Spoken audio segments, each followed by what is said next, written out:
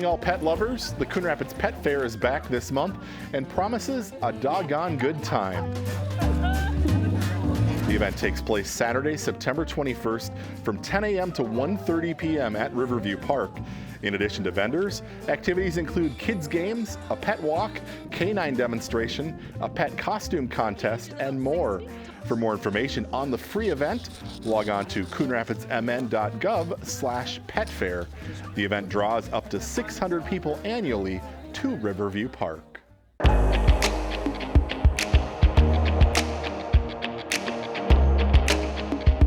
Here's a quick recap of the Tuesday, September 3rd City Council meeting. The preliminary tax levy for 2025 has been set. On Tuesday night, the City Council approved a maximum levy for next year of $38.3 million, which is a 7.85% increase over this year's levy. 2 new full-time positions are being proposed, a facility engineer and a water utility worker. The proposed budget includes funding to replace the final half of the lighting at the Coon Rapids Soccer Complex, along with $400,000 for park and trail improvements. You can find more on the proposed budget by going to coonrapidsmn.gov/budget. A public hearing will be held in December before the final budget is approved. Some changes are being proposed to city code related to waste collection and recycling services. This week, the City Council introduced an ordinance that would eventually limit the number of residential garbage haulers in the future to 3 companies. Currently, there are 5 active haulers that would be able to continue service if they keep meeting licensing requirements. Also, a hauler could lose their license if they receive 5 or more formal complaints within a 12-month period. A procedure for administrative fines is also being added. The changes are being made to better protect residents in response to complaints about their service. An organization that helps the homeless continues to grow in Coon Rapids. On Tuesday night, Family Promise of Anoka County received site plan approval for a new 8-unit apartment building. Last year, Family Promise opened a family services center off Coon Rapids Boulevard near Highway 610. They also purchased a nearby home where 1 family can stay at a time. The new 8-unit apartment building will be constructed next to the home. Families stay up to 90 days while they work and find permanent housing. And that's a quick recap of the September 3rd City Council meeting. As always, you can find the full meetings on cable or the CTN Coon Rapids YouTube channel.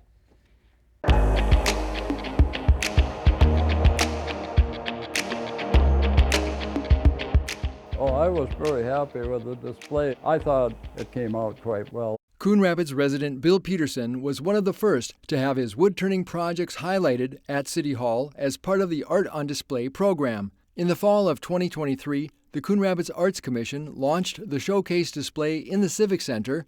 The commission is currently seeking additional applicants to keep the program going in 2025. Anybody that does artwork, and is good at it, it's a good way to get their name out there as an artist by having it displayed, because it's in a public place where people can walk in anytime the city's open and see what's out there on display.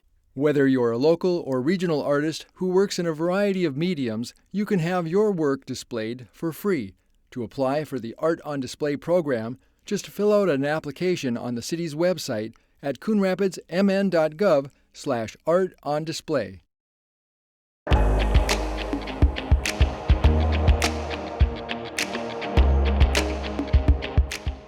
Those are called flex posts, and they're intended to help delineate traffic. On Wednesday morning, employees from the City of Coon Rapids, with help from MnDOT, set up a safety demonstration area along 121st Avenue near Sand Creek Elementary.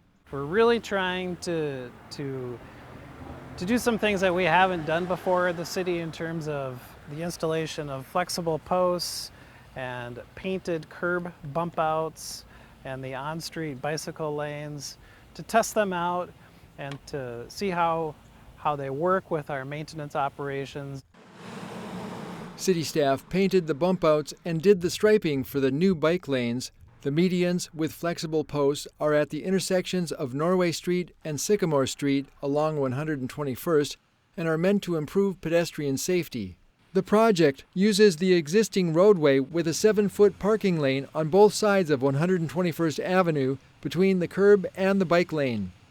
This is the first on-street bike lane in the city. It measures 6 feet wide along both sides of the road between Unity Street and Foley Boulevard.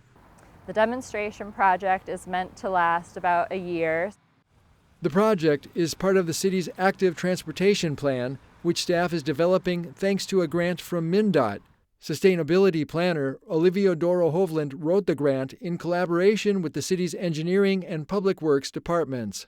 And the idea is to really test out some safety improvements here, see how they work, see if we want to move them to any other intersections or streets or parts of the city. Whether you're a driver, a cyclist, or a pedestrian who uses the 121st corridor, the city wants to get feedback from you on these safety improvements. Find out how at coonrapidsmn.gov/bike lane.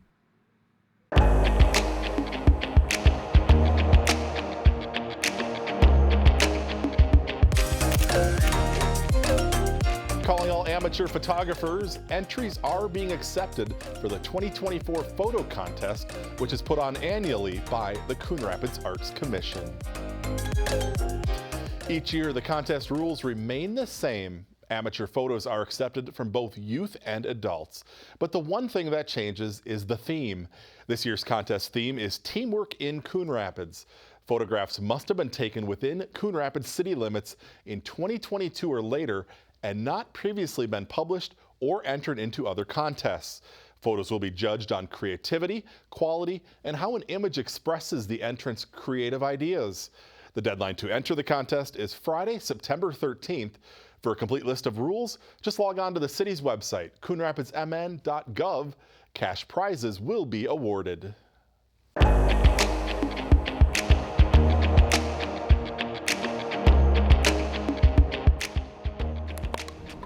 Pickleball is probably the #1 item that people request. There are dozens of neighborhood parks all around Coon Rapids in need of an update. And now the city wants to get your views on what you want to see in the future at your local park. Going forward, we're looking at different smaller elements within parks rather than one larger renovation per se. The city wants to know which parks you use, how often, what you like, and what could be improved. Ultimately, we'll take the data from the surveys, put it together, look at it as staff. We'll present it to the commission for their knowledge. To take a brief survey on your local city park, simply go to the city's website, coonrapidsmn.gov/parks survey. Let the city know what you want to see in the future in your neighborhood park.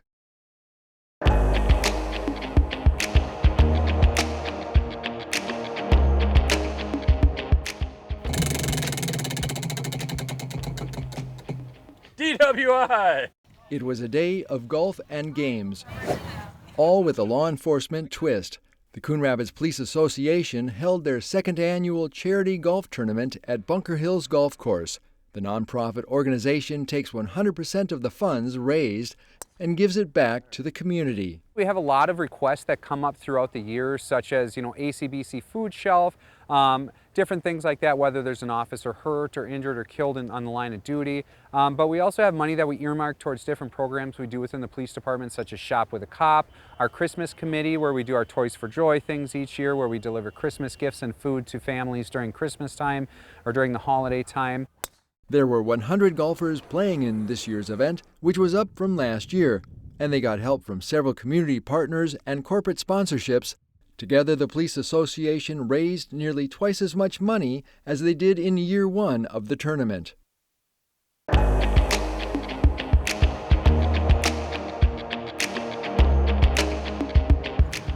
In the industrial park in Coon Rapids, you'll find Average Joe's Archery. But this multi-level based program is far from average. We've got anywhere from novice archers who are just starting to elite archers who are going to all the tournaments to try to make the U.S. team. These competitive archers are involved in the Junior Olympic Archery Development Program.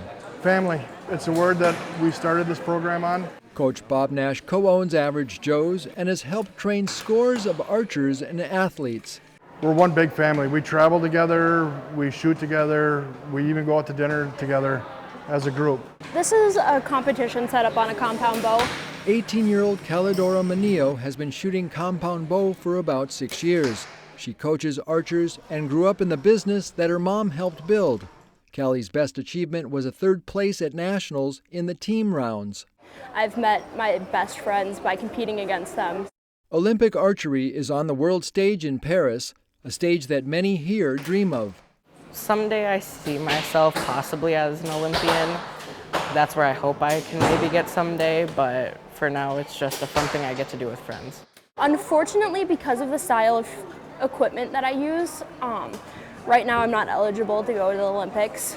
They only allow recurves in the Olympics. This is a takedown recurve.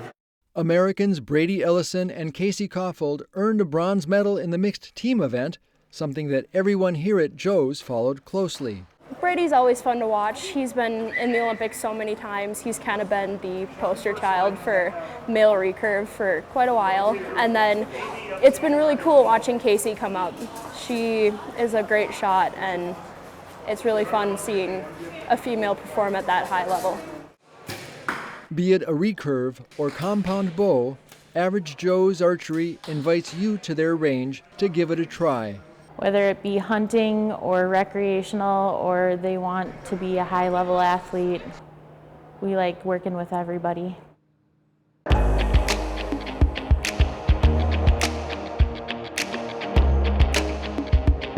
Here's a quick recap of the Monday, August 5th City Council meeting.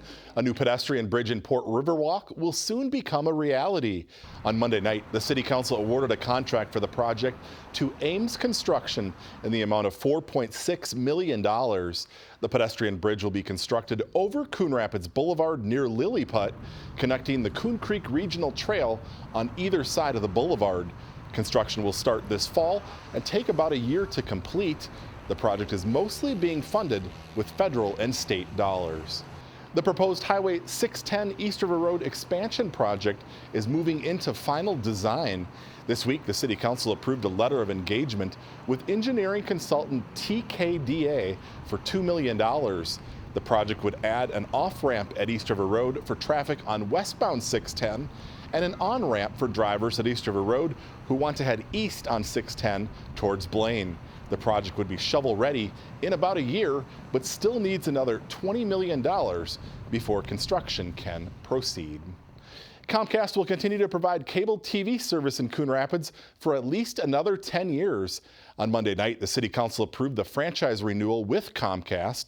The franchise fee will remain at 5% of Comcast's gross revenues from cable TV services for use of the public right-of-way. A 2.3% PEG fee is also included on cable subscribers' monthly bills. Both franchise and PEG fees are what allows CTN to operate television channels exclusively on Comcast. And that's a quick recap of the August 5th City Council meeting. As always, you can find the full meetings on cable or the CTN Coon Rapids YouTube channel.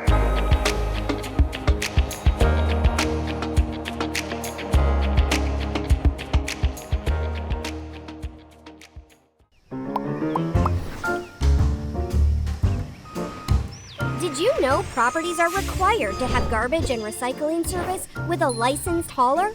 On collection day, place your carts 2 feet behind the curb. Collection containers should not be placed in the street. And don't forget, containers are not allowed at the curb on non-collection days. For more information on this and other city codes, log on to coonrapidsmn.gov. Have you seen the CTN TV truck driving around the city of Coon Rapids? Maybe at a concert or a game at Coon Rapids High School.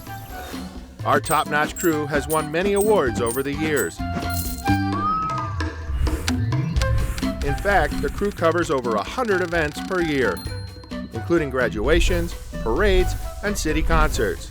For local sports and events, CTN has you covered.